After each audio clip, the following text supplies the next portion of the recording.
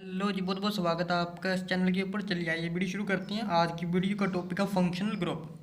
तो we have seen that carbon atom have the unique property of self linking as a result of which any number of carbon atom can be linked by electron sharing.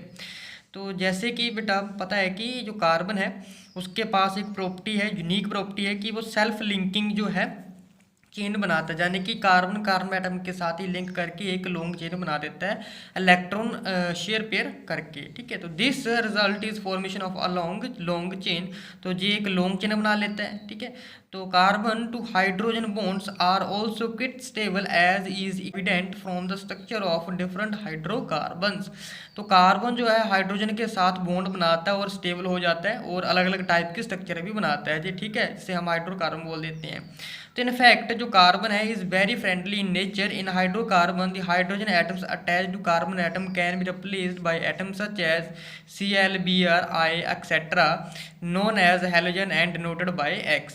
तो कह रहा है कि hydrocarbon chain में यानी कि जो carbon है जब हाइड्रोजन के साथ अटैच हो जाता है तो आप स्टेबल फॉर्म बना लेते हैं। और कार्बन क्या करता है कि बेटा हाइड्रोजन को रिप्लेस करके उसकी जगह पर जो है ग्रुप बी जो है साथ में जोड़ लेता है, यानी कि क्लोरीन भी जुड़ जाता है उसके साथ Br भी I भी।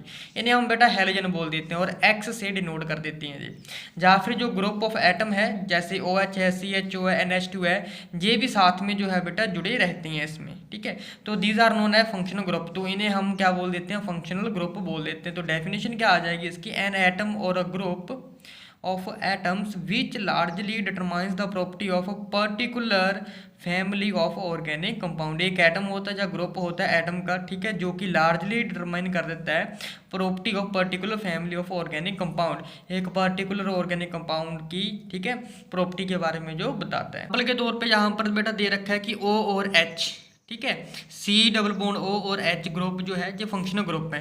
जैसे कि ये दो कार्बन है इसके साथ OH ग्रुप लगा हुआ है, जैसे ये वाला दो कार्बन एटम है इसके साथ functional group C double bond और H लगा हुआ है, इन्हें हम क्या बोल देते हैं, फंक्शनल ग्रुप बोल देते हैं। तो कुछ फंक्शनल ग्रुप हैं, ठीक है, जो कि बेटा कार्बन हाइड्रोकार्बन चेन के साथ जुड़ करके, ठीक है, एक अलग नाम बना देते हैं। ने जो है अलग से एक वीडियो डाल रखी है इसके ऊपर, फंक्शनल ग्रुप के ऊपर भी, ठीक है, और कार्बन को क्या क्या नाम किस तरीके से दिया जाता है, कितने कार्बन हो तो क्या नाम होगा उसका, विद फंक्शनल ग्रुप मैंने अलग से वीडियो डाल रखी है, तो आप जाके चेक कर सकते हो। ठीक है जी, तो ज़्यादा डिटेल में नहीं करूँगा कि बिकॉज मैंने ये वीडियो बना रखी है तो ये वीडियो भी ज़्यादा लेंथी हो जाएगी, नहीं तो अलग से वीडियो डाल ली है मैंने। तो फंक्शनल ग्रुप सबसे पहले OH है। OH जो होता है बेटा एल्कोहल फैमिली का होता है, इसकी पहचान है ROH अगर ये ग्रुप लगा हुआ हो।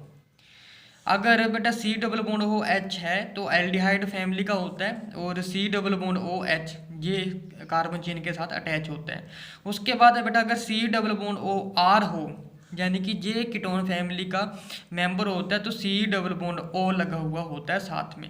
कार्बोक्सिलिक एसिड है यानी कि C double bond OH group लगा हुआ होता है कार्बन के साथ C double bond OH। Amine है बेटा, अमाइन का फॉर्मूला NH2 होता है, ठीक है जी, RNH2 इस तरीके से लिख देते हैं। ईथर है बेटा O के साथ ही अटैच होता है, RO ये बॉन्ड बनाएगा R के साथ। हेलो एल्केन्स है, हेलोजन जुड़ा हुआ होता है यानी कि X से डिनोट कर देते हैं इसे RX।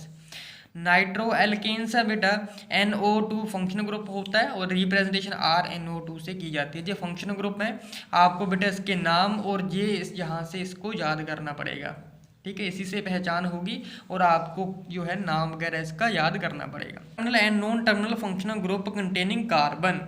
तो functional group containing carbon atoms are two type, ठीक है, तो फंक्शनल ग्रुप जिसमें जो है कार्बन एटम कंटेन होते हैं वो दो प्रकार के होते हैं, एक टर्मिनल होता है बेटा, एक नॉन टर्मिनल फंक्शनल ग्रुप होता है।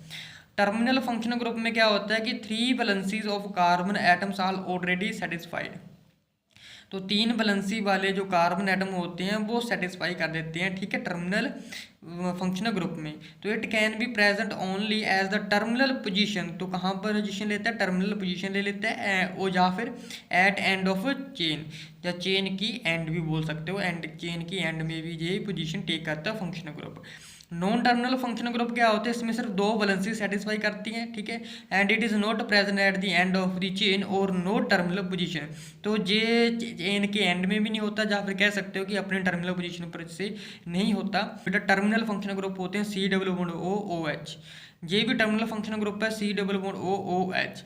नॉन टर्मिनल होता है बेटा C double bond O. Note वाली चीज़ है कि please note that when terminal functional group is present in the organic molecule, जब ऑर्गेनिक मॉलिक्यूल में टर्मिनल फंक्शनल ग्रुप प्रेजेंट हो तो जो नंबरिंग होती है चेन की always start from the carbon atom of functional group.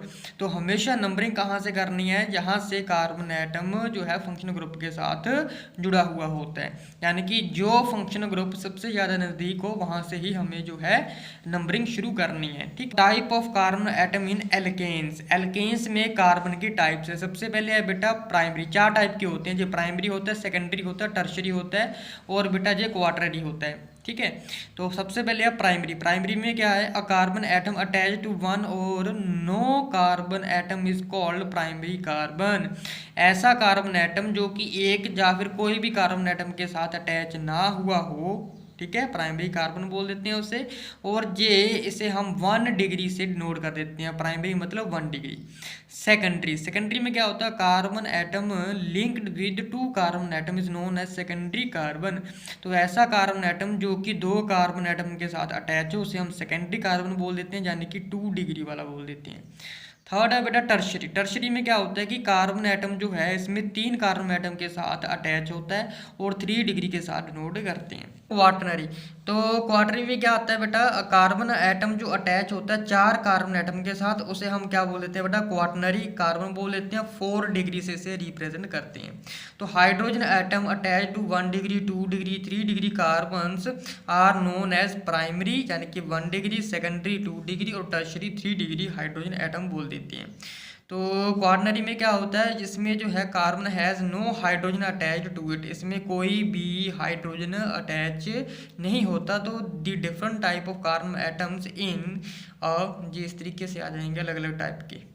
ठीक है, एक कार्बन हो तो 1 डिग्री, 2 कार्बन है तो 2 डिग्री आ जाएगा बेटा, 3 है तो 3 डिग्री आ जाएगा, 4 कार्बन है तो 4 डिग्री आ जाएगा, इस तरीके से।